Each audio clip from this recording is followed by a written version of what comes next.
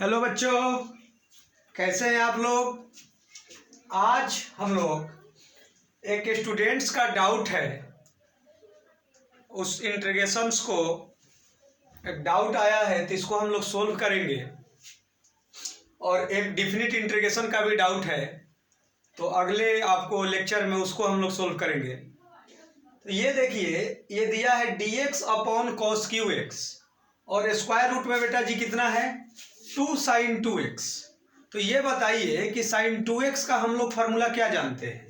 तो पहले ये इंटीग्रेशन को मैंने i कंसीडर कर लिया, क्या किया, इसको i मैंने मान लिया।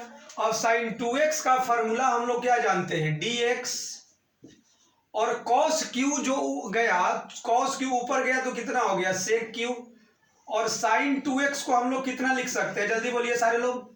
sin 2x को कितना लिख सकते हैं, तो sin 2x को लिख सकते हैं हम लोग 2 sin x into cos x. Any doubt. sin 2x का हम लोग बेसिक फार्मूला पढ़े हैं 2 sin x into cos x, simple है। अब ध्यान देंगे तो ये मेरा बेटा जी 2 और 2 4, और 4 रूट से बाहर निकला तो कितना हो गया, ये तो 2 हो गया। अब यह है sec क्यू एक्स, ध्यान से देखिए। अब sec जो है क्यू एक्स है और नीचे है sin x into cos x, तो sin x into cos x है, ध्यान से देखिएगा। तो मैंने क्या किया कि sin x into cos x है तो एक कॉस से मैं डिवाइड कर दिया और एक कॉस से मल्टीप्लीकेशन कर दिया। ऐसा क्यों किया, क्योंकि ये वाला पार्ट हो गया मेरा tan और ये कॉस कॉस कॉस स्क्वायर बाहर निकलेगा, तो बाहर निकलेगा तो ये सेक हो जाएगा। और अब tan में कन्वर्ट हो गया तो आपको मालूम है कि tan का डिफरेंशिएशन सेक में आता है। tan का डिफरेंशिएशन क्या होता है, जिससे सेक स्क्वायर होता है। तो देखिए, तो ये मैंने क्या किया, cos से मल्टीप्लीकेशन, cos से डिवाइड और cos से क्या किया जी, मल्टीप्लीकेशन किया। यहां तक में हम लोगों को कोई डाउट नहीं होना चाहिए, यहां तक में सबको क्लियर है कॉन्सेप्ट, एनी डाउट। अब हम लोग बेटा जी क्या करते हैं, ध्यान हम लोग देंगे तो ये cos into cos cos square हुआ, तो कॉस स्क्वायर रूट से बाहर निकला तो कॉस हुआ, और ऊपर गया तो क्या हो गया सेक, तो सेक क्यू था और एक और सेक बढ़ गया तो कितना हो गया जी सेक के पावर 4, और ये क्या हो गया dx। और नीचे कितना आया जी साइन अपॉन कॉस, कितना आया, तो साइन अपॉन कॉस मेरा कितना हो गया जी 10 हो गया। अब एक सिंपल इंटीग्रेशन ये हो गया, साइन अपॉन कॉस कितना हो गया जी 10 हो गया।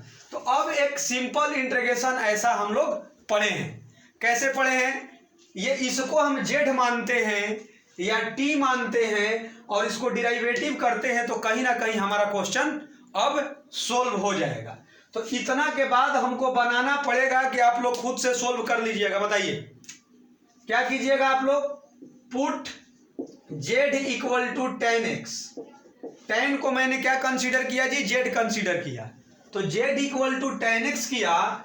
तो अब इसको हम लोग डिराइवेटिव करते हैं dwr2x, तो dz dx हो गया।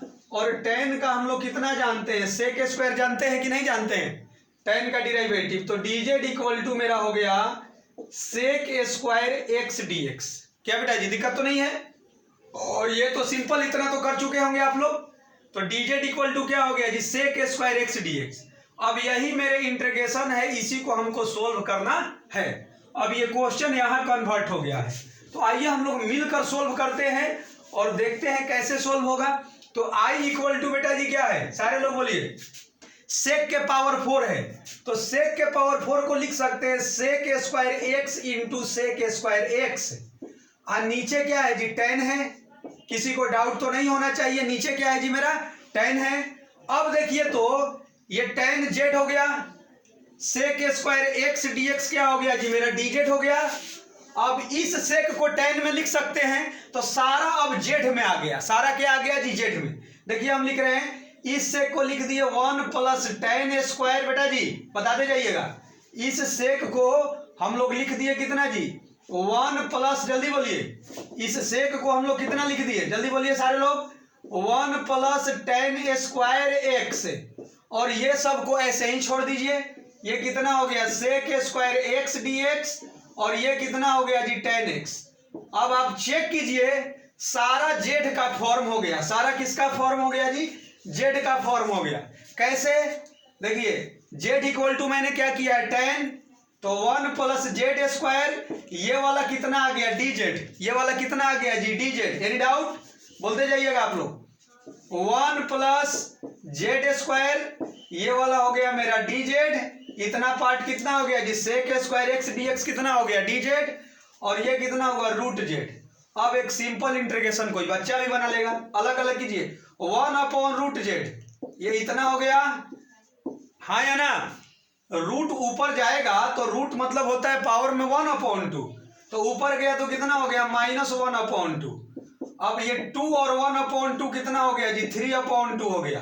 अब इंटीग्रेशन बोलिए क्या होता है, x के पावर n का इंटीग्रेशन क्या होता है n+1, तो ये कितना हो गया 1/2, डिवाइड कीजिएगा तो ये हो गया 5/2, और ये कितना जी 5/2 और कितना 2/5।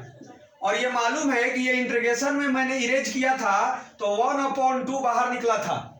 1/2 क्या था जी क्वेश्चन से बाहर निकला था, तो वो तो 1/2 आपको साथ चलेगा ना, ये दिक्कत तो नहीं है। जो मैंने मिटाया है आप लोग देखे होंगे, तो जो आपको क्वेश्चन था ना जी 2 sin 2x, तो sin 2x का फॉर्मूला कितना लिखे थे 2 sin x into cos x, तो 2 2 4 का 2 बाहर निकला था ना, जो मैं इरेज कर दिया हूं, तो ये 2 क्या होगा जी मतलब 1/2 साथ रहेगा। तो ये मेरा आंसर आ गया टोटल।